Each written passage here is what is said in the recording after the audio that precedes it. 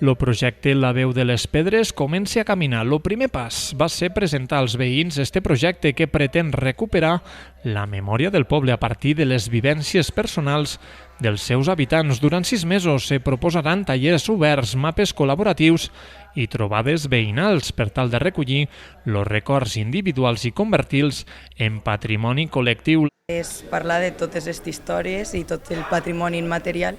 que envolten les pedres en el sentit de tot el patrimoni material que ens envolta, que és el casc històric sobretot del nostre poble,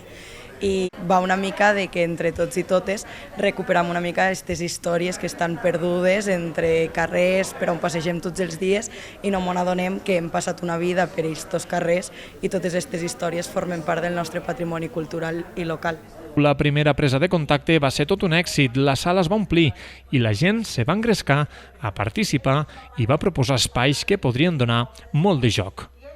Tenim un mapa on la segona part de la presentació d'avui és una mica un taller participatiu on hi ha gomets i cadascú pot localitzar en el mapa quins llocs li agradaria treballar o que si pogueren estar en este fanzine, per així tantejar una mica què li interessa a la gent i que no sigui una cosa sol del meu cap, sinó que sigui col·lectiu.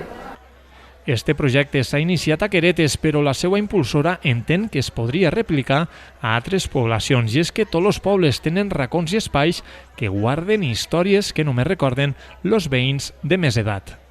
És un projecte que al final no és particular de Queretes, sinó tots els pobles tenen la seva memòria i una afectivitat cap a uns llocs en concret, així que jo també animaria que si això surt bé o si no surt bé,